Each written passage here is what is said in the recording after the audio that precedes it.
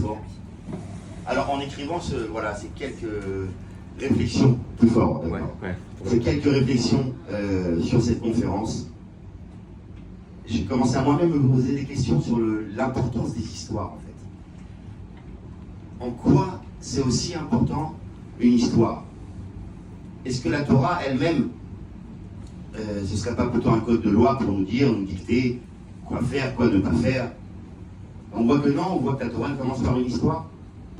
Et alors, si on prend toute la Torah, les Nevi'im, Ketuvim, alors on voit que dans le Chumash, il y a énormément d'histoires, la création, Noach, Abraham Avinu, je ne vais pas vous les raconter toutes, mais quand on passe dans les prophètes, alors là c'est que des histoires, c'est une longue histoire, les prophètes. Et après bien sûr, dans toute l'histoire des générations d'Israël, les histoires de nos sages, les Chachamim, le Talmud, est rempli de centaines d'histoires qu'on a compilées dans un gros livre qui s'appelle le En Yaakov, dont on dit que tous les secrets de la Torah, les plus profonds, sont enfermés à l'intérieur des histoires de nos sages. Donc, je vais juste en citer 5 histoires. On essaye de prendre, je me suis fait cette réflexion comme ça, de prendre la Torah depuis le début et d'avancer, piocher une histoire dans la Torah, une histoire dans les prophètes, une histoire dans le Talmud, et voir quels sont les enseignements qu'on peut en tirer, même si je suis persuadé que c'est au-delà des enseignements. Mais bien entendu, il faut tirer un enseignement. Alors on prend la première, la Torah elle-même, et on va choisir l'histoire de Noach. L'histoire de Noach, alors, voilà, on connaît tous l'histoire, le déluge, l'humanité s'est corrompue, etc. Et Noach doit faire une teva pour se protéger de lui et tout ce qui va rentrer à l'intérieur. Le Baal Shem Tov lui-même vient et il nous donne une deuxième lecture de l'histoire de Noach. Et il nous dit, quand Dieu s'adresse à Noach et qu'il lui dit « Fais-toi une arche » et il rentre à l'intérieur de l'arche, le Baal Shem Tov vient et il nous dit « Aselecha teva » en hébreu « teva », c'est la même racine que les mots, ça veut dire aussi un mot. « Fais-toi une arche », « construis-toi une arche », ça veut dire « construis-toi des mots ». Des mots pour quoi? Des mots pour prier, nous dit le Baal Shem Tov. Boel Ateva rentre dans ces mots.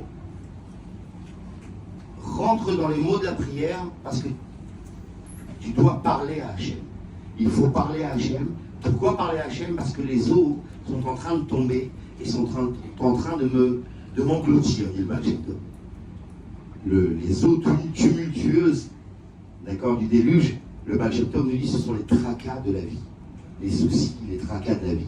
Et ça peut vite recouvrir un homme tout entier.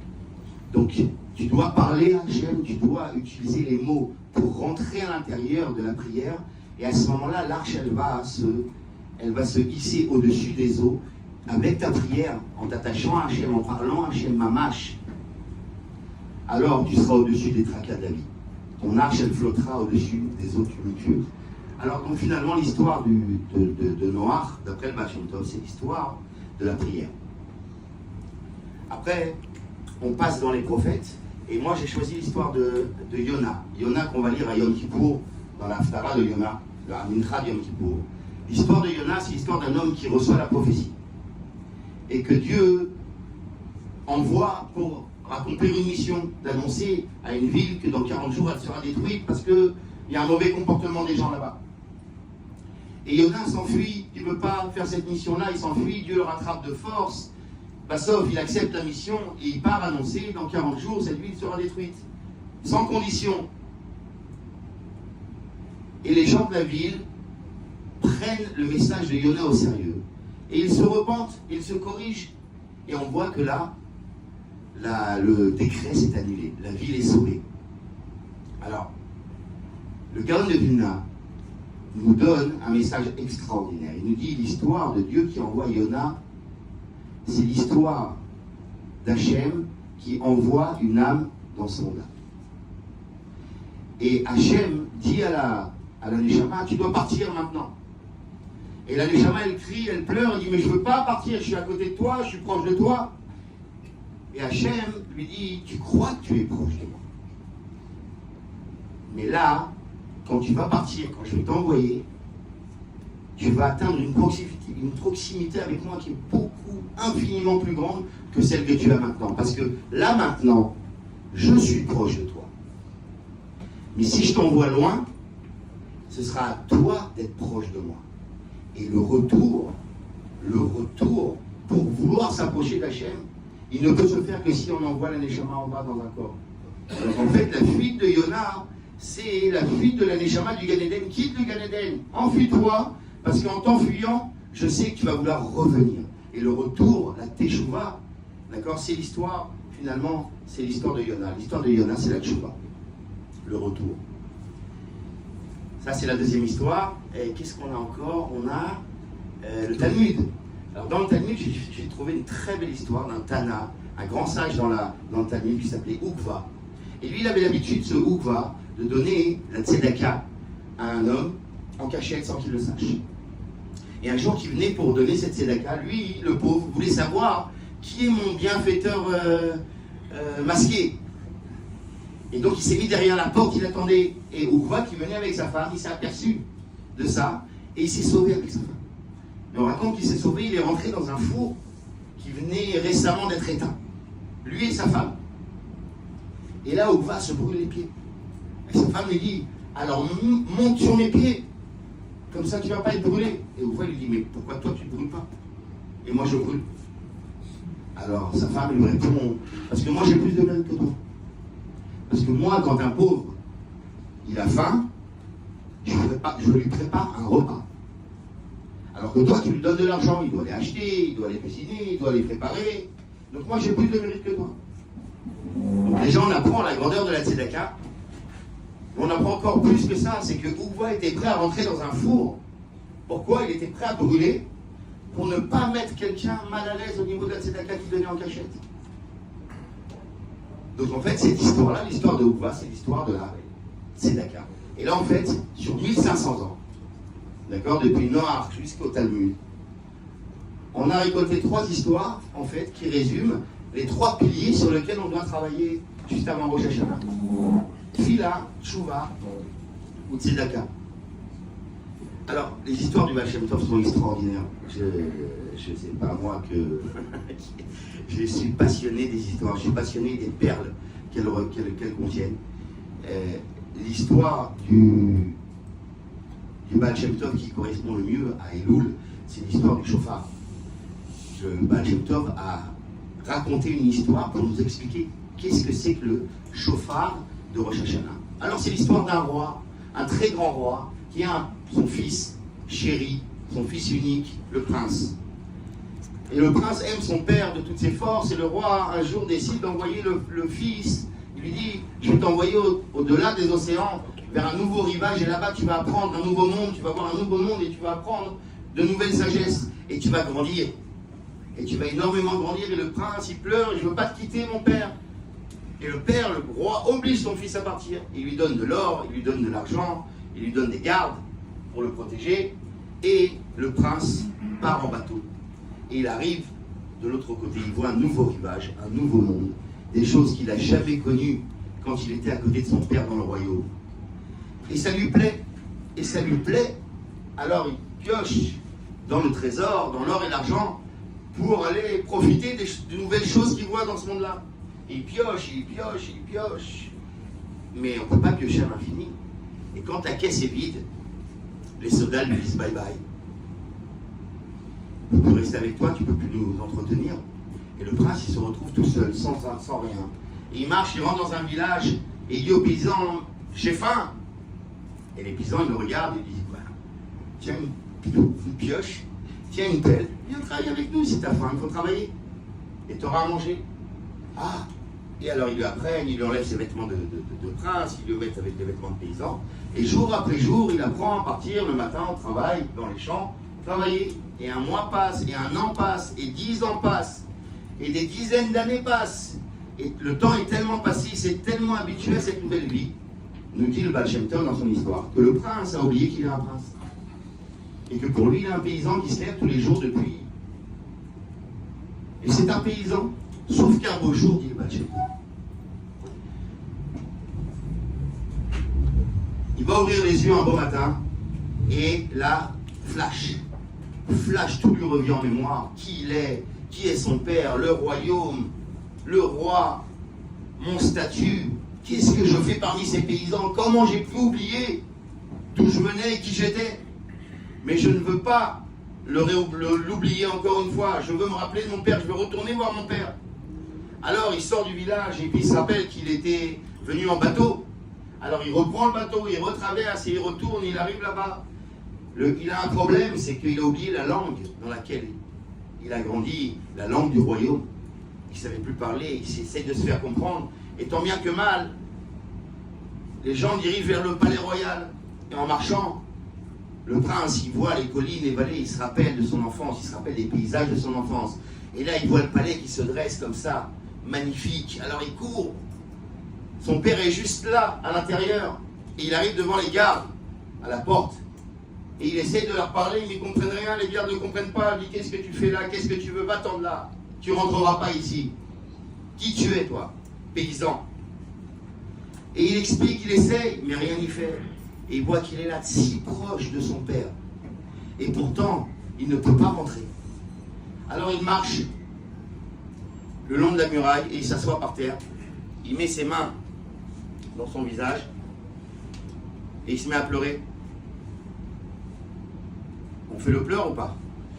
On le fait? Ah, il fait comme ça.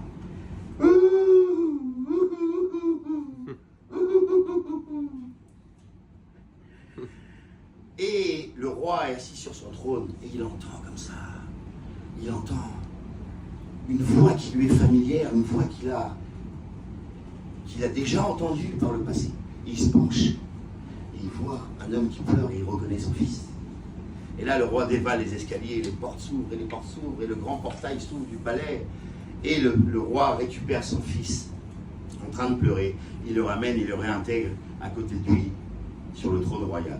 Et le Baal Shem Tov termine cette histoire en nous disant, on a bien compris, alors Hachem c'est le roi, un prince chez chacun de nous, une Neshama pure, telle qu'elle est là-haut.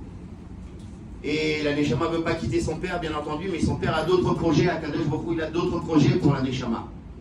Comme je vous l'ai dit dans l'histoire de Yona, en restant là-haut, je suis à côté de toi, dit Hachem, mais si je t'envoie là-bas, c'est toi qui voudrais être à côté de moi, c'est beaucoup plus grand.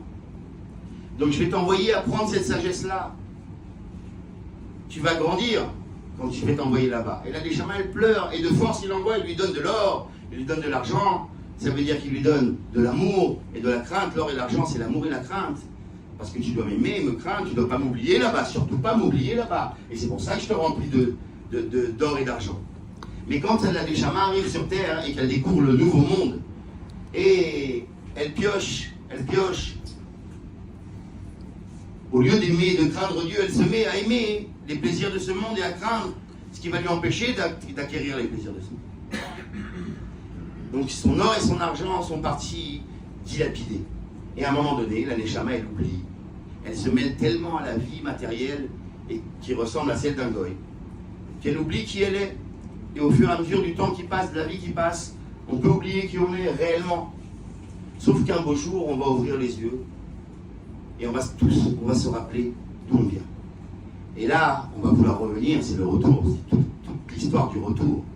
Mais le retour, quand on essaye de revenir, et on a oublié la langue, nous dit le Baal Shem Tov, le prince, il ne sait plus parler, il ne sait plus tenir un livre de prière, il ne sait plus comment prier, Bechlal. Et là, quand il voit qu'il est coincé et que son père, il est là, et qu'on ne le laisse pas rentrer parce qu'il ne sait pas comment s'exprimer réellement comme il faut, alors il se met à crier, il se met à pleurer. Et ça, c'est le son du chauffard à Rosh Hashanah. C'est le cri qui n'a pas besoin de mots. C'est le cri que c'est sûr que ce cri-là, il arrive aux oreilles d'Akadosh Baruch Hu. C'est pour ça que de la même manière qu'une histoire, à mon goût, alors il faut donner des explications, mais elle n'a pas besoin d'explications, parce que le vécu d'une histoire, ça nous parle 1000 fois plus. Et mieux encore que ça, on ne peut pas l'enfermer dans une explication. Parce que chacun, et je suis témoin de tous les commentaires et les témoignages des gens qui m'écrivent du monde entier, sur une même histoire, j'ai reçu des témoignages tellement différents sur des passages de l'histoire. Une personne, elle s'est réveillée sur un autre passage, il lui est arrivé, une autre personne nous raconte une autre histoire, c'est incroyable. On va honorer l'Admour Azaken, c'est son anniversaire, Chai Elul aussi. le machal que l'Admor Azaken donne sur le mois de Elul. Alors on le connaît, le roi est dans les champs, j'imagine qu'on a dû... Le roi est dans les champs. Toute l'année, on ne peut pas rentrer chez le roi. Toute l'année, pour rentrer chez le roi, il faut que tu sois bien sur toi, il faut que tu aies des connaissances de la royauté, de comment ça se passe, tu puisses passer de portail en portail, il faut que tu sois quelqu'un d'honorable.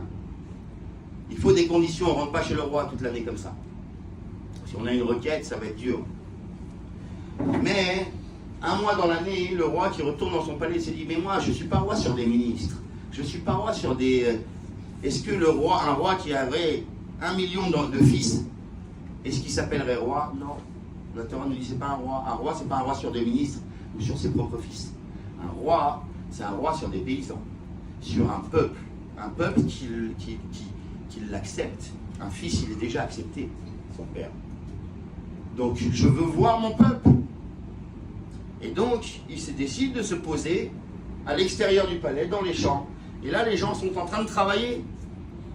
Et ils ne comprennent pas, ils tournent la tête et ils voient la calèche royale avec le roi qui est là en train de sourire. Et chacun peut s'approcher. Mais j'ai des vêtements sales. De la même manière que le mois de Elul, c'est pas un mois de Yom Tov. C'est pas un mois Kadosh en particulier, dans le sens où... Mais pourtant, la grandeur du mois de Elul, c'est qu'un paysan avec ses vêtements sales, un juif avec ses mauvaises pensées, un juif avec des fois des mauvaises paroles ou des mauvais agissements, il peut malgré tout juste tourner la tête et il voit le roi qui est en train de lui sourire, parle-lui. Et juste là, si tu as des requêtes à faire, c'est maintenant que tu dois les faire. Après, Rosh Hashanah, ça rentre et après, bon, c'est un travail. Mais là, en mois de Elul, c'est une proximité extraordinaire avec le roi lui-même parce qu'il veut sentir son peuple, il veut sentir chaque juif. Ça, c'est pour l'Admor Azaken. Alors, un grand maître chassidique a dit une fois que le Baal Shem Tov, c'était la tête de tous les éducateurs. Rosh Amechanchi. Et que l'Admor Azaken, c'était la tête de tous les guides. Rosh Amadrichi. Le rôle d'un éducateur, je vous pose la question. Dans le peuple juif, un éducateur, c'est pas un professeur. Un professeur, il vient dans une classe, il a une matière à transmettre, de là à là, il pose ça sur la table, celui qui veut c'est bien, celui qui ne veut pas il sera puni, peu importe, mais voilà, on a une année, je dois couvrir tel et tel domaine. Ça c'est un professeur. Un éducateur, c'est pas ça. Un éducateur, il ne vient pas pour expliquer, un éducateur, il vient pour montrer. Quand il rentre dans la classe, il embrasse la mezouza. Ça, ce geste-là, l'enfant il capte. Il y avait un grand rave, qui est vieux maintenant aujourd'hui, mais qui m'a raconté une fois que quand ils étaient petits, à 7 ans, 8 ans, les rabbanim, le rave, le mechaner, priait avec eux dans la classe. Donc il venait, avec les enfants, faisait la tefila, et lui mettait talit et tefilin, et il faisait sa tefila. Et ce rave-là, donc, il nous raconte que quand lui, il était gosse, à l'intérieur, là, dans la classe, avec ses amis, qu'est-ce qu'il faisait? C'était quoi leur jeu? C'est de prendre le crayon et de le jeter sur le rave. Ils attendaient de voir la réaction. Est-ce que le rave, il va s'arrêter? Ou alors, il continue à prier. On veut voir s'il prie vraiment. C'était ça notre jeu. Est-ce que le rave, il prie vraiment ou est-ce qu'il fait semblant? En montrant qu'il priait vraiment, ça s'inscrit chez l'enfant. Parce qu'on veut voir que ça existe, on veut voir que c'est possible. Et le Baal Shem Tov, lui, toute sa politique, entre guillemets, c'était de montrer que c'est possible. Regardez-moi vivre au quotidien. On peut aimer Dieu, on peut aimer chaque juif, on peut être dans la simplicité, dans la joie, on peut voir Hachem dans n'importe quel détail de la création. Regardez-moi vivre, c'est possible. Un jour, le rabbi pose une question extraordinaire. Il dit, mais quand Yaakov est parti rejoindre Yosef en Égypte, alors il a demandé à ses enfants, prenez des jeunes pousses de bois, de cèdre, et plantez-les en Égypte, parce qu'il a vu que dans le futur, les Israël auraient besoin de bois pour construire le Mishkan, du bois de cèdre. Et le rabbi dit, mais enfin, les Israël n'avaient pas besoin de faire ça, de transporter, de planter, de couper, de transporter. Quand ils étaient dans le désert, le Midrash nous explique qu'il y avait toutes les nations du monde, tous les brocanteurs, tous les, on appelle ça, les revendeurs, ils venaient avec tout ce qui existait dans le monde autour du camp. Comment ça, un peuple, 3 millions de personnes chargées d'or et d'argent, avec des ânes remplis d'or et d'argent, on ne va pas venir leur proposer ça, ça, ça, ça. C'est là qu'il est l'argent. Donc évidemment, nous dit le rabbi, qu'ils pouvaient s'acheter du cèdre directement dans le désert. Hop, hop, on fait le Mishkan. Alors quelle est la raison pour laquelle Yaakov a demandé de les planter et c'est pendant des dizaines et des dizaines d'années? La réponse, je vous la fais courte. Le rabbi dit que quand un esclave juif sortait le matin pour aller travailler pour Pharaon, son dur labeur, il passait dans l'allée qui le menait au champ et il voyait ses arbres. Il voyait ses cèdres et il était là et il dit « Waouh, le bois dont sera fait le Mishkan existe déjà, il est là, je peux même le toucher. C'est du réel. Ça va vraiment se passer, le bois est déjà là, alors j'y crois, alors je tiens bon, alors je ne lâche pas. » Et ça a donné l'espoir au Bnei Israël de tenir bon pendant l'esclavage. De la même manière, nous dit le rabbi, que Dieu a planté des cèdres dans chaque génération. Ce sont les tzadikim qui sont comparés à des cèdres. Tzadik, Katamar, Ifrach, Keres, Balmanon, Isgé. Il les a plantés dans chaque génération pour une seule chose. Pas pour les explications qu'ils vont donner. Non, non, non. C'est juste pour voir que dans le plus profond de l'exil, à chaque génération, il y a un homme que quand on le regarde, on dit c'est incroyable. On peut être un être humain et être attaché à Dieu à 100%. Ça existe, ce mariage-là, du corps et de l'âme. J'y crois. Regarde, c'est là devant moi. Ça veut dire que c'est réel. Donc je tiens bon. Et c'est tout le but du Baal Shem Tov en tant qu'éducateur. Il nous dit, écoutez mes histoires, écoutez comment je vis au quotidien. Il reprend des essentiels. Il n'y a pas de ridouche pour le Baal Shem Tov. Il n'est pas venu inventer quelque chose qui n'existe pas dans la Torah. Il est juste venu remettre à l'ordre du jour des essentiels. Les essentiels qu'on avait oubliés un petit peu. Dieu existe. C'est une essentielle. Ça peut nous faire rire, d'accord? Mais vivre cette chose-là, que Dieu existe, ça veut dire que je ne suis pas frustré, je ne suis pas énervé, je ne suis pas triste, d'accord? Ah, là on rigole moins. Ça, parce que quand on est triste et frustré, etc., ça veut dire qu'il y a des endroits vides où là j'ai pas eu de chance. Ça aurait pu se passer mieux que ça. Non, Dieu existe. Ça s'est passé exactement comme ça doit se passer. Tu dois être sa mère. C'est dur, mais c'est comme ça. Donc Dieu existe, Dieu aime chaque juif, tu n'as pas besoin d'être un immense érudit pour être précieux. Hachem, il t'apprécie pour ta simplicité, pas pour les mots que tu dis, c'est pour le cœur que tu as. Tu as un cœur pur, et toutes les histoires du Baal Shem Tov, d'accord, d'un juif au cœur pur qui ne sait pas dire Aleph Bet et il va crier Cocorico, et on connaît cette histoire-là. Le Cocorico de ce juif-là, il a emporté sur toutes les tfilotes et celles du Baal Shem Tov y compris. Pour nous dire un cœur pur, la simplicité. Il faut comprendre qu'à l'époque, le contexte était terrible au moment où le Baal Shem Tov est arrivé. Il y avait un fossé énorme qui s'était creusé, il y avait la pauvreté, d'accord, donc les gens étaient accablés de labeur, les juifs. Et donc il y a un fossé qui s'est creusé entre ceux qui avaient la possibilité de se permettre d'étudier, les érudits, et les autres, à tel point c'est arrivé loin qu'il y avait des synagogues pour les rabbins, des synagogues pour les cordonniers, des synagogues pour les agriculteurs. Tellement c'était séparé. Et le Baal Shem Tov vient pour réanimer. Un grand maître chassidique a dit que le peuple juif, à l'époque du Baal Shem Tov, il était dans l'état d'évanouissement. Évanoui. Et Akadosh Baruch Hu, il fait ce que la halakha demande quand un homme il s'évanouit. On doit lui murmurer son prénom. De la même manière, Akadosh Baruch Hu, il a murmuré à l'oreille du peuple juif son prénom pour le réveiller de son évanouissement. C'est quoi son prénom? C'est Israël. En référence à Israël Baal Shem Tov. Et donc il vient le Baal Shem Tov pour essayer de réanimer le peuple juif. D'abord, il leur dit, pour réanimer le peuple juif, il ne faut pas s'occuper de sa neshama, il faut s'occuper de son corps. Sortez des villes, arrêtez d'être sous la tutelle des goïms, reprenez le travail de la terre, devenez indépendants, faites pousser vos carottes.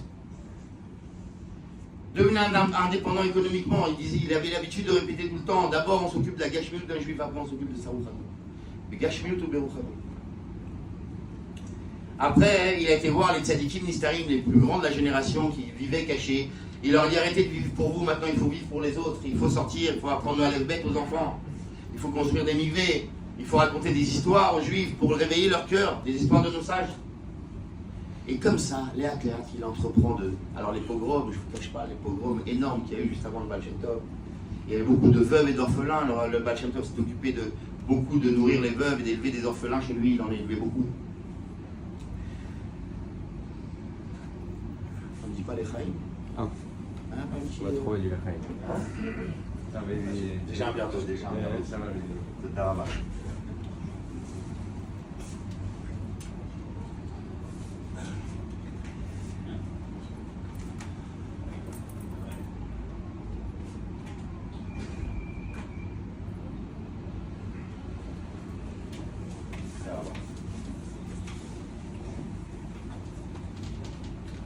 On ne peut pas faire l'impasse sur les contes de Rabbi Nachman, évidemment, dans lesquels lui-même, Rabbi Nachman dit qu'il a rentré tous les secrets de la Torah, de sa Torah à l'intérieur de ses contes. Ne serait-ce que le premier des contes, la princesse disparue, la princesse égarée, d'accord, un roi qui avait 6 garçons et une fille, la 7e, qu'il aimait par-dessus tout. Et un jour, le roi s'emporte contre la princesse et lui dit que le mauvais sort t'emporte. Et le lendemain, la princesse a disparu. Et le roi est affligé, consterné. Et le vice-roi, le conseiller du roi, lui dit écoute, mon roi, ne t'inquiète pas, je m'engage à la retrouver. Je partirai le temps que ça prendra. Et il s'en va pendant des dizaines et des dizaines d'années. Il traverse des déserts, des forêts, les chaim. Des forêts, des déserts. Alors, cette histoire de la princesse égarée, c'est qu'on sait qu'il y a 6 enfants et une fille, il y a les forces de la création, et que la dernière, la 7e, la Malchoute, c'est aussi l'âme de chaque juif, l'âme qui rentre dans un corps. Et l'âme, quand elle rentre dans un corps, eh ben, c'est une princesse qui s'égare. Et tout le travail d'un juif, c'est de retrouver la princesse égarée, et de chercher à travers les forêts, les montagnes, les géants et tous les obstacles qu'il y a dans le conte, qui sont en fait à l'intérieur de moi, pour trouver l'essence de mon âme, qui s'est perdue en chemin, dans les méandres de mon cœur, à cause de la galoute. Donc, retrouver l'essence de mon âme, l'ech lecha, mais Artsecha, le Zohar nous dit, c'est pas que tu dois partir quelque part, c'est que tu dois partir vers toi-même. Tu dois aller, el atzmecha, l'ech lecha, ça veut dire, retourne à l'intérieur de toi et va me retrouver cette princesse égarée. Ton âme pure qui est quelque part, sous plein de couches. Alors, à ce point-là ce qu'on appelle la conférence, moi je vous dis encore une fois, j'ai l'impression qu'une histoire, c'est le rabbi Rayas, le rabbi Yosef Yitzhak explique que ça referme des trésors de Yirat Shamayim, des perles de Yirat Shamayim.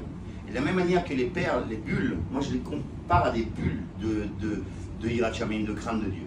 Et qu'en fait, dans une histoire, il y a des bulles, mais elles vont apparaître pour chacun dans un endroit différent. Paf, une petite bulle de Yirat Shamayim sur tel détail, sur tel passage de l'histoire qui va, moi, me donner de l'oxygène. Et une autre personne, la bulle, elle va apparaître ailleurs. Mais ce sont plein de trésors de crainte de Dieu que recèlent ces merveilleuses histoires. Un jour, le Baal Shem Tov écrit à son beau-frère, Rabbi Gershon. Il lui écrit une lettre qui est connue dans le monde entier, dans le judaïsme en tout cas, dans le monde entier, qui lui dit, voilà, une certaine année à Rosh Hashanah, pendant la prière de Rosh Hashanah, mon âme est montée dans le ciel, elle a traversé les palais, les mondes supérieurs, elle s'est élevée de niveau en niveau. Et à un moment donné, je suis arrivé devant le palais de Mashiach. Et je suis rentré à l'intérieur du palais de Mashiach. Et j'ai vu là-bas Abraham, Yitzhak, Yaakov, toutes les Neshamot des Tzadikim, Moshe Rabbeinu, tout le monde était là, autour, et le Mashiach au milieu. David Amelech était à côté, il y a même un ordre. D'accord, dans le détail, il dit, voilà, lui il était à la droite du Mashiach, lui il était à la gauche du Mashiach. Mais tout le monde était là. Et je m'approche, il raconte sur une lettre, c'est une lettre du Baal Shem Tov en personne. Et je m'approche du Mashiach et je lui dis, mais maître, quand viendras-tu? Alors on connaît la réponse. Quand tes sources se répandront à l'extérieur, cette phrase-là, c'est qui l'extérieur? Alors qu'elle jaillit du Baal Shem Tov, ses sources à lui, c'est sa Torah, c'est toute la chassidoute. Et à travers son vécu, Parce que lui, le Baal Shem Tov, il vit ce qu'il dit. Donc, ce qu'il nous raconte dans les livres, les merveilles du Baal Shem Tov, la Torah du Baal Shem Tov, toute la Chassidut, elle démarre avec le Baal Shem Tov. Donc, tout ce qu'il a dit, il le vit. Donc, quand moi je le regarde vivre, je suis en train d'étudier. Je suis en train d'apprendre. Les sources du Baal Shem Tov se répandent à l'extérieur. Imaginez, la venue de Mashiach dépend de ça. C'est pas... Moi, ça m'a fait trembler quand je me suis rappelé de ça et que je réfléchis vraiment. Je me dis, waouh, ma venue dépend de comment tu vas répandre tes sources ou à l'extérieur. C'est quoi l'extérieur? C'est un autre juif, c'est un autre cœur que le tien. Le tien, ça y est. Le tien, une fois qu'il est réveillé, les sources du Baal Shem Tov sont arrivées chez toi, à ton extérieur à toi. Elles sont devenues tes sources à toi maintenant. La source, elle est chez toi. Et le travail, c'est que toi, maintenant, cette source-là, tu la fasses jaillir à l'extérieur, c'est-à-dire chez un autre juif. C'est diffuser les histoires, c'est raconter des histoires. Il faut vraiment ne pas laisser la magie de l'histoire, d'accord? J'ai l'impression que l'histoire, elle te prend par la main et elle te dit, viens, je vais t'emmener là où tu as besoin d'arriver. Laisse-toi prendre par la main par l'histoire.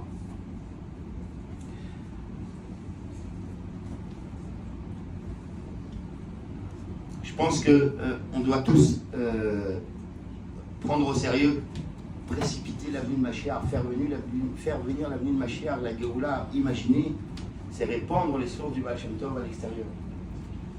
Que chacun prenne sur lui de diffuser autour de lui, et que chacun prenne sur soi, Bezrat Hashem, moi le premier, que chacun à son niveau, que ce soit de mettre une kippa sur la tête, on arrive à Rosh Hashanah, de mettre les tefilines ou d'étudier 1 heure, 2 heures, 3 heures par semaine, chacun sur son niveau, donner du maaser ou de la tzedaka, renforcer et montrer à Hachem, regarde, Hachem, ces belles histoires-là, elles ne font pas que passer à travers moi, mais elles laissent une marque. Et la marque, c'est que maintenant je mets une pièce dans la tzedaka, c'est que maintenant je mets une kippa sur la tête, etc., etc., chacun à son niveau. Je ne suis pas le même avant l'histoire, je ne suis pas le même après l'histoire. Il y a quelque chose qui est resté, ces perles de Yirat Shamayim. Laissons-nous, moi je dis que c'est un rendez-vous. La Hashgacha Pratit dont le Baal Shem Tov a tellement parlé, d'accord, du nombre de tours que la feuille elle fait dans une forêt en Amazonie pour arriver à un petit ver de terre, et que ce nombre de tours-là, il est calculé par Hachem exactement dans tout le processus de toute la création pour amener Mashiach. Imaginez cette phrase, le nombre de tours qu'une feuille elle va faire, ça a un impact sur toute la création, jusqu'à la fin de l'histoire, jusqu'à la venue de Mashiach. Un impact. L'effet papillon. Hein? L'effet papillon. Incroyable, c'est incroyable. Donc là, Hashgacha Pratit, c'est quoi? C'est un rendez-vous en fait. C'est un rendez-vous, et moi je pense que c'est une Hashgacha Pratit quand on entend une histoire. Hachem, il a donné rendez-vous entre ma vie et la vie du tzaddik à ce moment-là. Tac, il y a un petit point de rencontre. Exactement ce que j'ai besoin d'entendre, ce que j'ai besoin de voir ou d'écouter ou de lire pour ma vie maintenant, aujourd'hui. L'Echaim, Shana Tova ou Metuka, qu'on puisse, Bezrat Hashem, chacun prendre sur soi, de diffuser autour de nous les enseignements de la Chassidut, les enseignements du Baal Shem Tov, les merveilleuses histoires qui reflètent tellement de secrets. En fait, c'est expliquer l'inexplicable. C'est pour ça que je vous ai dit, j'ai commencé par là. Je ne suis pas conférencier du Baal Shem Tov, moi j'essaie juste de réfléchir, mais comment expliquer l'inexplicable? Une histoire, c'est quelque chose d'inexplicable. On peut avoir une histoire? Ah? On peut avoir une histoire? Oui, une histoire, bien sûr. Avec plaisir. J'en ai raconté une dizaine déjà. L'Echaim. Tinigoun peut-être, non? Peut-être une petite